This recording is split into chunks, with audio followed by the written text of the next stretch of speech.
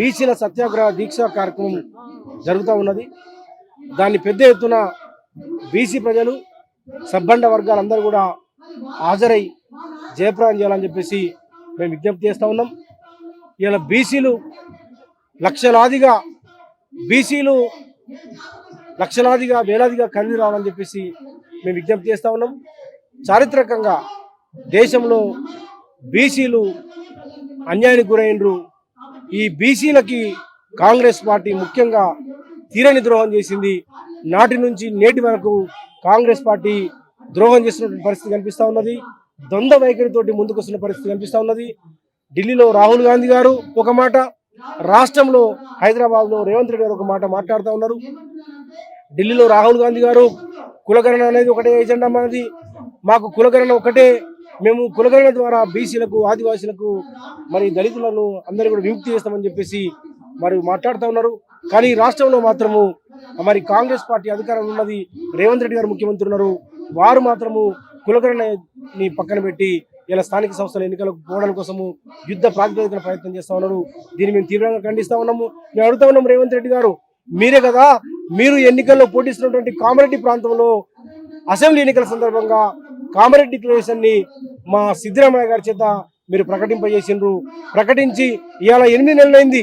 మీరు అధికారంలోకి వచ్చినటువంటి 6 నెలల్లోనే కులగణన చేసి, సమగ్ర కులగణన చేసి స్థానిక సంస్థల్లో బీసీలకు 42% రిజర్వేషన్ చెప్పినటువంటి మీరు ఇవాళ 8 నెలలు అయినప్పటికీ మీరు ఎందుకు కులగణన చేయట్లేదు? మీకు వస్తున్నటువంటి బాధ ఏంది, మీకు వచ్చినటువంటి నొప్పి ఏందని చెప్పేసి ఇవాళ నేను చెప్తా ఉన్నాను. ఇలా రేవంత్ రెడ్డి గారిని మేము ఒకటే చెప్తా ఉన్నాము, మీరు జనరెడ్డి యొక్క మాటలు తినకుండా మీరు బలహీన వర్గాల యొక్క నాయకత్వంలో ఉన్నటువంటి వాళ్ళని, ప్రొఫెసర్ సింహాద్రి లాంటి వాళ్ళను, ఇలా చిరంజీవి లాంటి వాళ్ళను, ఐఏఎస్ రిటైర్డ్ ఐఏఎస్ లాంటి వాళ్ళను, జస్టిస్ చంద్రకుమార్ లాంటి వాళ్ళను, జస్టిస్ ఈశ్వరయ్య లాంటి వాళ్ళను మీరు తీసుకొని వాళ్ళ యొక్క సలహాలు తీసుకోవాలని చెప్పేసి మేము విజ్ఞప్తి చేస్తున్నాము. మీరు జానరెడ్డి లాంటి వాళ్ళ యొక్క సలహాలు తీసుకుంటే ఇలా ఈ రాష్ట్రంలో బీసీలకు తీరని అన్యాయం జరుగుతుంది. కాబట్టి మేము ఒకటే విజ్ఞప్తి చేస్తున్నాము, మీరు కులగణన చేయకుండా స్థానిక సంస్థల ఎన్నికలకు పోతే మాత్రము ఈ తెలంగాణ యుద్ధంలాగా మారుతుంది, ఈ తెలంగాణ అంతా కూడా అగ్నిగుండం అవుతుంది అని చెప్పేసి మేము హెచ్చరిస్తా ఉన్నాము. అందుకోసమే మేము బీసీలందరికీ విజ్ఞప్తి చేస్తున్నాము. చరిత్ర పొడుగున కాంగ్రెస్ పార్టీ ద్రోహం చేసింది బీసీలకి. ఆ రోజు కాకకాల కమిషన్ మొదలుకొని మండల్ కమిషన్ వరకు ఏ రోజు కూడా బీసీలకి రాజకీయంగా కానీ, ఆర్థికంగా కానీ, సామాజికంగా అవకాశాలు ఇవ్వలేదు. ప్రతి సందర్భంలో విద్యా ఉద్యోగ రంగంలో కూడా బీసీలకు రిజర్వేషన్ ఇవ్వడం కోసము ఇలా కాంగ్రెస్ పార్టీ నిరాకరించింది. మరి ఆ రోజు మండల్ కమిషన్ ఇంప్లిమెంట్ చేస్తే కూడా ఇదే రాజీవ్ గాంధీ గారు ఆ రోజు మాట్లాడిండ్రు, పార్లమెంట్ లో సాక్షిగా పార్లమెంట్ లో మాట్లాడిండ్రు. ఈ రాహుల్ గాంధీ గారి తండ్రి మాట్లాడిండ్రు. ఇలా బీసీలకు రిజర్వేషన్ ఇస్తే, మండల్ కమిషన్ ఇంప్లిమెంట్ చేస్తే ఇలా దేశం విచ్ఛిన్నమైందని చెప్పేసి రాజీవ్ గాంధీ గారు మాట్లాడిండ్రు. కాబట్టి కాంగ్రెస్ పార్టీ చరిత్ర అంతా కూడా ఆ రోజు నెహ్రూ మొదలుకొని, ఈ రాజీవ్ గాంధీ మొదలుకొని, సోనియా గాంధీ వరకు, నేడు రాహుల్ గాంధీ వరకు కాంగ్రెస్ పార్టీ ఆ రోజు ఉమ్మడి రాష్ట్రంలో మరి మొత్తం కూడా మరి కాంగ్రెస్ పార్టీ నాయకత్వం అంతా కూడా మరి బీసీలకు అన్యాయం చేసిన చరిత్ర ఉన్నది. అందుకోసమే బీసీ ప్రజలారా ఈ కాంగ్రెస్ పార్టీ యొక్క మోసాన్ని ఎండగడదాము. ఇలా మన కళ్ళ ముందర మోసం చేయడం కోసం ప్రయత్నం చేస్తుంది. మన కళ్ళ ముందర మరి కులగణన చేస్తామన్నారు, 42% రిజర్వేషన్ ఇస్తామన్నారు, ఇవ్వకుండా ఇలా స్థానిక సంస్థల ఎన్నికలకు పోవడం కోసము కాంగ్రెస్ ప్రయత్నం చేస్తూ ఉంది, రేవంత్ రెడ్డి గారు ప్రయత్నం చేస్తూ ఉన్నారు. అందుకోసమే మనంతా కూడా ఎజెండాలని పక్కన పెట్టి ఒకటే ఎజెండా ఇలా కులగణన మాత్రమే మన జీవితాన్ని మారుస్తుంది. కులగణన చేయడం ద్వారా విద్యా ఉద్యోగ రంగాల్లో మనకు రిజర్వేషన్ వస్తాయి.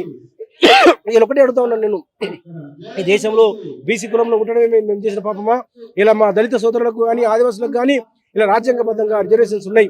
అట్లాగే ఈడబ్ల్యూఎస్ ద్వారా అగ్రకుల పేదలకు కూడా ఇలా రిజర్వేషన్స్ వస్తున్నాయి. వాళ్ళ జనదాంశ ప్రకారం మరి 50% బీసీలు కేవలం 22%, 23% రిజర్వేషన్ పొందడము ఎంతవరకు న్యాయం అని చెప్పేసి ఇలా మా కడుపు కొట్టద్దు, ఇలా మేము బీసీలో పుట్టడమే పాపం అని చెప్పేసి మనము అందరం కూడా ఐక్యం కావాల్సిన అవసరం ఉంది. నేను ప్రశ్నిస్తా ఉన్నాను, ఇలా ఖచ్చితంగా కులగణన చేసి స్థానిక సంస్థలో 42% రిజర్వేషన్ ఇవ్వాలని చెప్పేసి దానికోసమే రేపు జరగబోయే సత్యాగ్రహ దీక్షను జయప్రదం చేయండి. ఈ దీక్షకి మరి శ్రీనివాస్ గౌడ్ గారు, ఎక్స్ మినిస్టర్ గారు, అట్లాగే ఆర్ కృష్ణయ్య గారు, అట్లాగే వజ్రాజు రవిచంద్ర రాజ్యసభ మెంబర్ గారు, వి హనుమంతరావు, మరి ఎక్స్ ఎంపీ గారు, ఎక్స్ బీసీ ప్రెసిడెంట్ గారు, అట్లాగే తీర్మాన్ మండలం లాంటి వాళ్ళు, అట్లాగే అనేక మంది ఎమ్మెల్యేలు కానీ, మరి బీసీ సంఘాల నాయకులు కానీ, కుల సంఘాలు కానీ అందరం కూడా ఐక్యంగా ఒకటి రేపు బీసీల సత్యాగ్రహ దీక్షలు వస్తా ఉన్నాము. మీరు బీసీల సత్యాగ్రహాన్ని జయప్రదం చేయాలని చెప్పేసి విజ్ఞప్తి చేస్తాను. ఇవాళ 22% పడిపోవడానికి ప్రధాన కారణం గారు జానారెడ్డి గారు. జానారెడ్డి గారు మంత్రిగా ఉన్నప్పుడు ఏదైతే కాంగ్రెస్ పార్టీ సుప్రీంకోర్టులో ఏదైతే ఇలా ఈ 33% నుంచి 23% పడిపోవడానికి ప్రధాన కారణము ఇలా కేసీఆర్ గారు కాదు. ఇలా కేవలము జానారెడ్డి యొక్క వైఫల్యం వల్ల 33% నుంచి 23% పోయింది. ఎందుకంటే ఈ చరిత్రలో చాలా మంది తెలియదు. చారిత్రకంగా మరి కాంగ్రెస్ పార్టీ తప్పు చేయడం వల్లనే సుప్రీంకోర్టులో ఆ కేసు వీగిపోయింది. బీసీలకు అన్యాయం జరిగింది. ఆ రోజు జానారెడ్డి మంత్రిగా ఉన్నారు. 2004 నుంచి 2014 వరకు ఈ రాష్ట్రం ఉమ్మడి రాష్ట్రంలో కాంగ్రెస్ పార్టీ అధికారంలో ఉన్నది. అప్పుడు కొద్దిమంది బీసీ వ్యతిరేకులు 33% రిజర్వేషన్స్ ఉండడం వల్ల 50% పరిమితి మరి పెరుగుతూ ఉన్నది. 50% పరిమితి దాటుతున్నది. ఇది రాజ్యాంగ వ్యతిరేకం అని చెప్పేసి కొద్దిమంది కోర్టుకు పోయిండు. ఆ రోజు రోహిణి గారు జస్టిస్ గారు దాన్ని కొట్టేసిండు.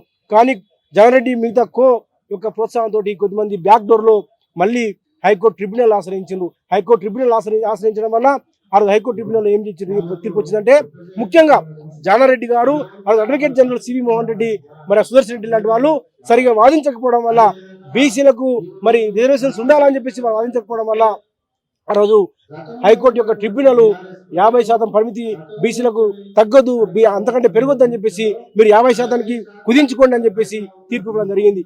ఎంత దుర్మార్గం అంటే జానారెడ్డి గారు అంటూ ఆ రోజు కాంగ్రెస్ పార్టీ సుప్రీంకోర్టులో వాదించలేదు, సుప్రీంకోర్టులో ఛాలెంజ్ చేయలేదు హైకోర్టు యొక్క ట్రిబ్యునల్ తీర్పుని. దానివల్ల బీసీలు నష్టపోయే పరిస్థితి వచ్చింది. ఆ రోజు ఇదే కాంగ్రెస్ పార్టీ నాయకులు పి శివశంకర్ గారు కొడుకు వినయ్ గారు ఆ రోజు ప్రైవేట్ పిటిషన్ వేయడం జరిగింది సుప్రీంకోర్టులో. అట్లాగే సాంబశివరావు గారు ప్రైవేట్ పిటిషన్ వేయడం జరిగింది. అంటే మీరు ఒక్కసారి అర్థం చేసుకోండి, ఆ రోజు ముఖ్యమంత్రిగా ఉన్న వాళ్ళు మంత్రులు జానారెడ్డి గారు సుప్రీంకోర్టులో ఎందుకు పిటిషన్ వేయలేదు? సుప్రీంకోర్టులో పిటిషన్ వేస్తుంటే, సుప్రీంకోర్టులో అప్పీల్ చేస్తుంటే హైకోర్టు వచ్చిన ట్రిబ్యునల్ ఛాలెంజ్ చేసి ట్రిబ్యునల్ యొక్క తీర్పును ఛాలెంజ్ చేస్తుంటే ఆ రోజు సుప్రీంకోర్టులో న్యాయం జరిగేది. కానీ వాళ్ళు నిష్క్రియాత్మకంగా వివరించడం వల్ల మరి ఆ రోజు సుప్రీంకోర్టు చివరికి కేసీఆర్ గారు ముఖ్యమంత్రి ఉన్నప్పుడు 2018లో సుప్రీంకోర్టు తీర్పు హైకోర్టు యొక్క తీర్పుని మరి ధృవీకరిస్తూ తీర్పు ఇవ్వడం జరిగింది. కాబట్టి 22% తగ్గింది. అంటే 33% నుంచి 22% తగ్గింది.